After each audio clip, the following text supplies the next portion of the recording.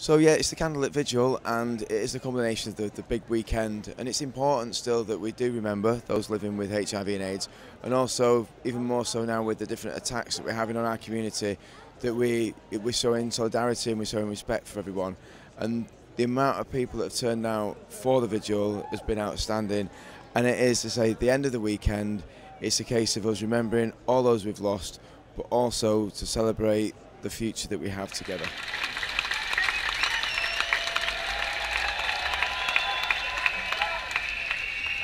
That's a beautiful thing, isn't it? Giving some applause to the people that we miss, because they had lives, and we need to celebrate that as well. In 1985, the George House Trust started offering support, advice, and much-needed funds to a community devastated by HIV and AIDS. Today, there is still a vital need for their services, and the George House Trust will continue to exist so that no one has to face HIV alone. It is my honour to welcome one of their positive speakers, John Lucas.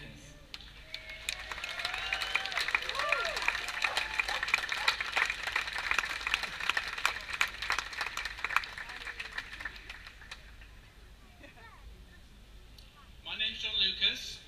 I'll be 63 next Tuesday, and I've been living with HIV since 1989.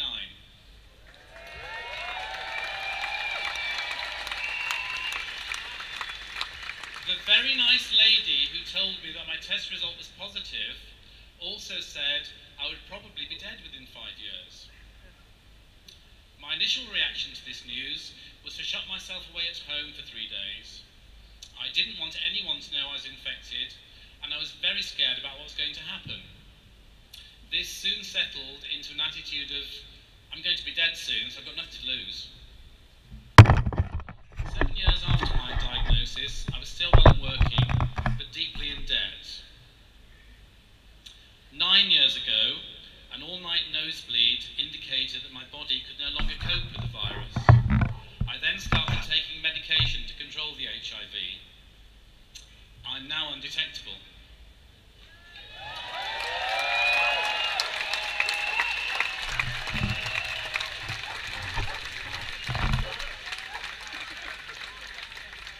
We are now told that HIV is a chronic, manageable condition. There is every possibility it will not shorten my life significantly, but there are still many challenges. Since I returned to Manchester in 2001 and first got in touch with George House Trust, the needs of people with HIV have changed dramatically. In those days, the majority of GHT's work was with people who were not working and were ill and in some cases dying. Now that treatments have improved so much, more people living with HIV are healthy and working. GHT now has projects specifically to support the over 50s and people who are working. The possibility that PrEP and other advances in medical science may significantly reduce the number of new HIV infections is a wonderful breakthrough. Please don't think that this means that people will no longer need GHT. Some of the people I've met through peer support are in their 20s. Unless and until a cure is developed, these people may need support the rest of their lives.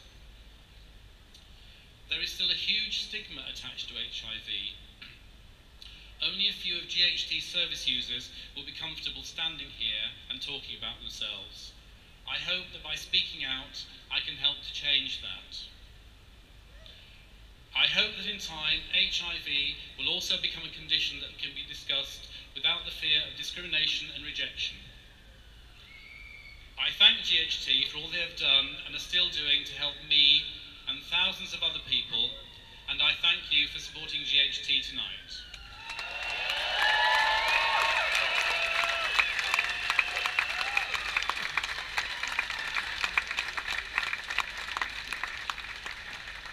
Thank you, John, that's really powerful.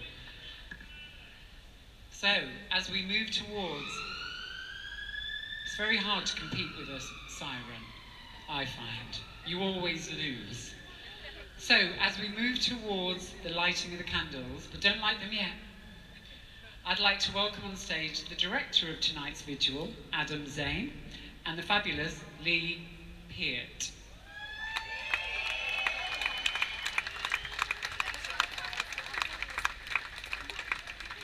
me back on? Yeah. They turned me off. Just before you start, gentlemen, can I just say how handsome they are? That's how shallow I am. I'd just like to say before we start, this is going to be Adam's last vigil. He has been directing them for the last 10 years, and I would like you to show some love and appreciation for Adam's last vigil.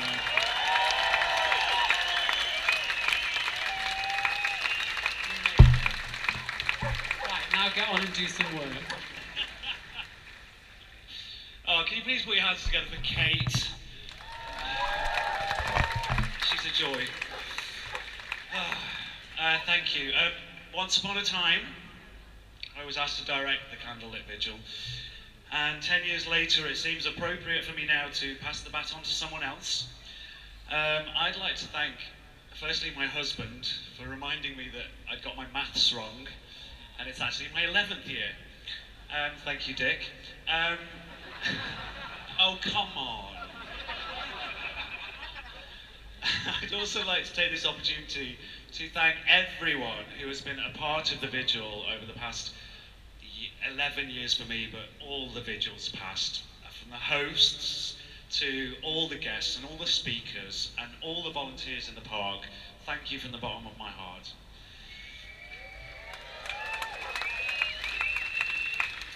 A few years ago, we created a reading for the vigil based on the UK AIDS Memorial Quilt, and it was an incredible honour to go to George House Trust and look at the quilt panels.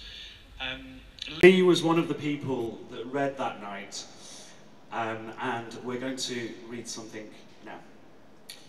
Yeah, in the 1980s, families, friends and partners created a unique and powerful way to pay tribute to their loved ones who had died. And we were honoured to be able to see the quilt at the George House Trust and read the tributes that people had written for families and friends. Tonight, I've asked Lee to read the tribute written for Mark Ashton. Mark's huge accomplishments were celebrated in the wonderful film Pride. Mark died in 1987, and his quilt was made by his friend Chris Birch. These are Chris's words. Mark Ashton was born on the 19th of May 1960. He lived his life to the full and was killed by AIDS at 5 a.m. on Wednesday the 11th of February 1987. He was a remarkable man, a wonderful man. We weren't lovers or anything like that. I wasn't even one of his closest friends, but we were friends, comrades. And when he died, I did not smile for 3 months. His life had made a tremendous impact on me, and so did his death. For weeks and weeks, I literally could not think of anything else. And now, 7 years later, and so many AIDS deaths later, I suppose I have gotten over his disappearance from the scene. When in January 1988, I joined the 12,000-strong march against Clause 28, I instinctively looked for Mark, although he had been dead for almost a year. I no longer do that. But no one who ever knew him will ever forget him. He was so many things: an Irishman, a communist, a drag queen, a student, an agitator, an organizer, a reader, a writer, a gay rights activist, a wonderful friend, and a very warm human being. On the 30th of January 1987, AIDS was diagnosed. And that evening, Mark sat up in bed at Guy's Hospital in London, holding court, entertaining his friends, and generally camping it up. By the following afternoon, he was too ill for visitors. 11 days later, at 5 a.m. on Wednesday, the 11th of February, Mark died. He was 26. Tonight we remember all the activists we have lost, and we honour their memory by pledging tonight that we all will work together to make a difference. We will remember Mark Ashton tonight. We remember a generation lost. We remember people across the world lost to hate. We remember our friends, our families, and loved ones. Manchester, we remember.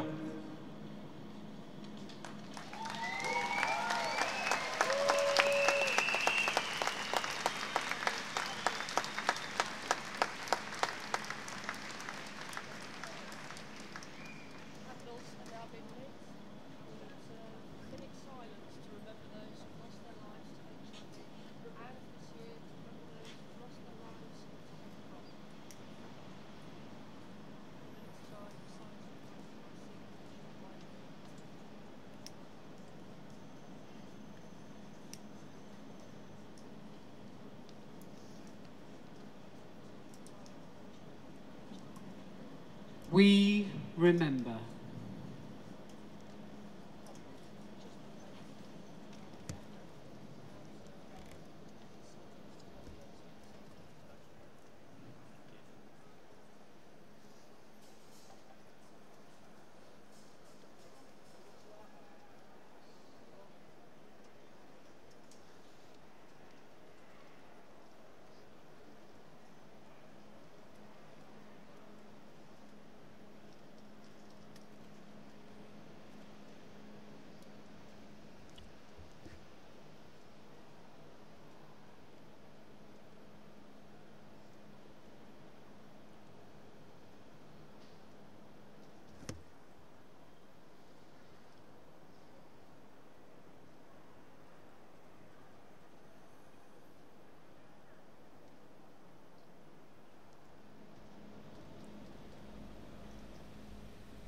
Manchester, you are beautiful, and so is Sean Miley Moore.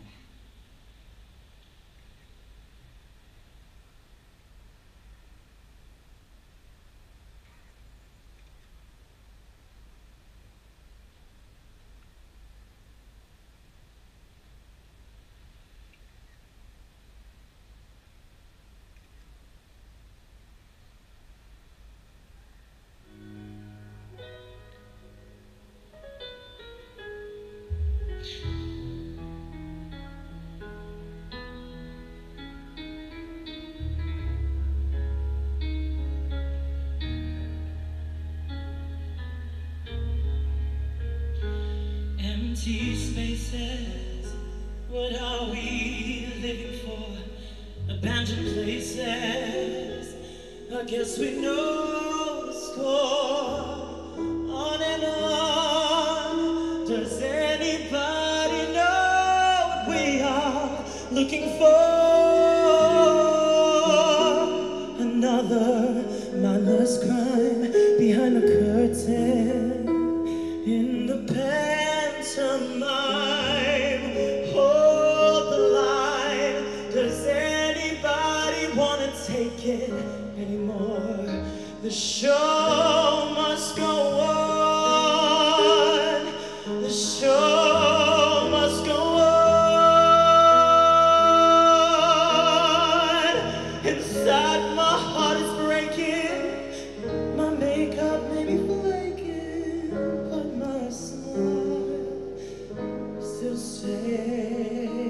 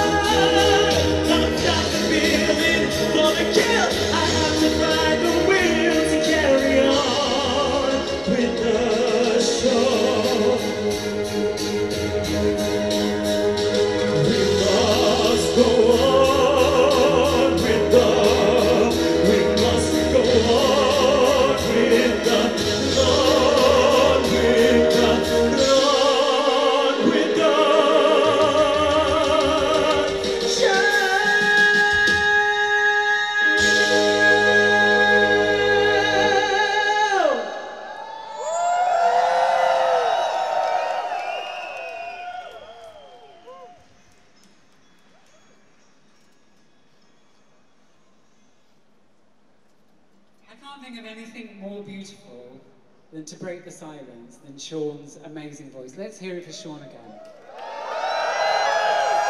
Thank you, Sean. I was going to ask him to speak, but he can't speak. Can I just say, I've never seen anything as beautiful standing here and watching all those candles just appear and go up and further back. It's the most magical. If I am a fairy godmother, this is what happens when you're a fairy godmother. It's one of the most special moments of my life. It's just beautiful. Thank you. Oh, do you know, we are so lucky to stand here united as a community. We have fought hard for this, but there are still battles to be won.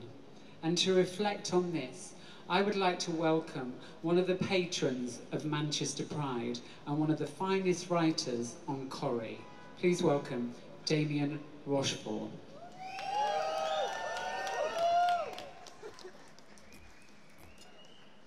Hi everyone, it looks absolutely unbelievable from up here. It's always so emotional, the candlelight vigil, so I'm hoping to keep it together. I've been in bits backstage with the Lord Mayor. So, once upon a time, there was a country where for many of its citizens, simply falling in love was illegal. A country where people had to meet in secret just to be who they were. Where fear of imprisonment, assault, mockery, getting sacked, actual hatred from one's neighbours, and even family and friends was considered normal. All this abuse, all this fear, just for loving the wrong person. This was our country just a generation ago. Now look at us. Look at this weekend. Look at all the Pride weekends all over the country. The streets lined with not just our proud LGBT brothers and sisters, but everybody else too, grinning mums and dads with their little ones on their shoulders, waving at the floats, blowing their whistles in support. People of all races, ages, colours, backgrounds, sexualities and religions. Never has the rainbow flag seemed so appropriate for what Pride represents. We have out gay politicians, film stars, sportsmen. Flicking through the TV channels yesterday, I even saw an episode of The Simpsons listed as Homer helps Mr. Smithers find a boyfriend. Hard to imagine that story popping up on an episode of The Flintstones when many of us were growing up. Though I often wonder what Betty and Wilma were up to when Fred and Barney went bowling. Yabba dabba doo! Yes, there are still injustices, of course. Yes, there's still bullying and homophobia. But the law recognises us. It recognises our rights are exactly the same as every other citizen of this country. We count and we matter. We can fight back through the justice system because this country says we can. Because this country says it's right and the bigots are wrong. It's as simple as that.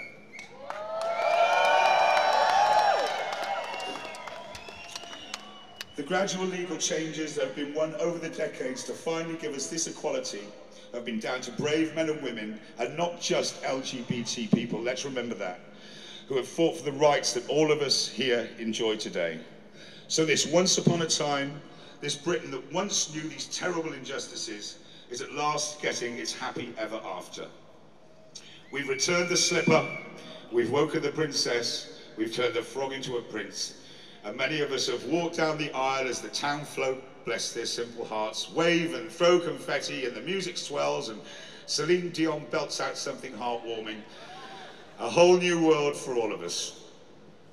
But, and there's always a but, what if you weren't lucky enough to be born in Britain? What if you were born in one of the 76 countries in the world where being gay is still illegal? Worse still, in one of 10 countries where homosexuality is punishable by death. Yes, many of us have suffered and sacrificed to achieve what we have in Britain today. We stand on the shoulders of giants, to be sure. But nobody gets to choose where they're born. Geographical luck plays its part. What if you weren't born in Salford, but Saudi Arabia? Qatar rather than Kendal? Places where gay men are routinely murdered for their sexuality. What about a lovely holiday in Barbados, or Jamaica, or Egypt? Homosexuality is still illegal in all of those countries. I'm sure many of us here have visited some of those places, never had a problem.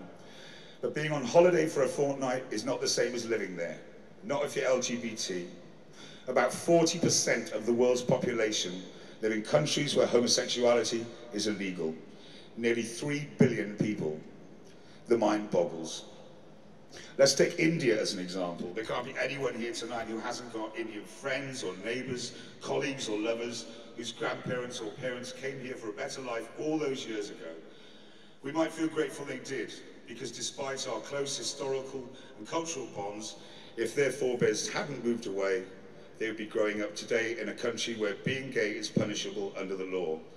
This is from a brave young Indian man's account of coming out as gay in India on the Are You Coming Out website. I am gay. It's such a relief today when I say those 3 words. There's a feeling of being at peace, excitement and gratefulness. But I remember the times when those very 3 words were the bane of my existence, constantly lying in the background, fighting to be acknowledged and set free. Gay people in India have to make a decision, either live in the closet or open themselves up to the fear of prosecution, hate, or simply to end it all. Sound familiar? Once upon a time, the situation was the same here. There are no countries in Europe where homosexuality is illegal. In fact, Europe is the only continent on the planet where there are no anti-homosexual laws. Even the USA has 13 states with discriminatory statutes still on the books. The USA, the country that gave us RuPaul, Britney, Streisand, Cher, internet porn, and Will and Grace. The mind boggles again. So yes, we can celebrate what we've achieved here and across Europe, but let's spare a thought for our sisters and brothers in those 76 countries who are still suffering, still hiding, and still dying, simply because of who they are. So when we're cruising down Canal Street or chatting at a bar or having a coffee and we meet someone who's come here to live an open life, denied them in the countries of their birth, let's welcome them as our own.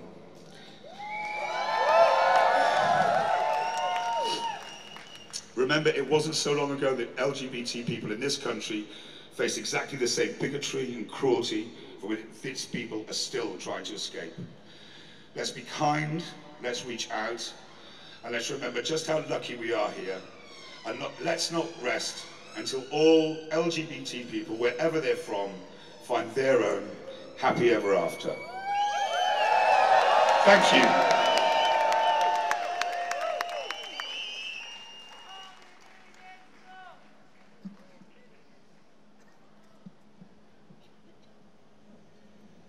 Oh, okay. So we're coming near to the end. And I just want to thank you, shining, glittery people out there, for being here and for letting me be your, what was I? A god, I couldn't remember what I am, I'm so gone. Your fairy godmother for this evening. Thank you for letting me be a fairy godmother. It's not every day a trans woman gets to stand on stage in front of 3,000 people, I'm telling you. So, I'd also like to thank everyone who has contributed to the organisation of tonight's vigil. Can we put our hands together for the volunteers and the many people who've worked behind the scenes? Let's hear it for them. Now, to close the vigil, I promised you a glittery full stop, didn't I? Well, before I introduce this person, I just want to say good night, Manchester. I didn't know it was possible to love you more than I already do, but after tonight, I really love you. And I am beyond excited to welcome the fabulous Ruby Murray!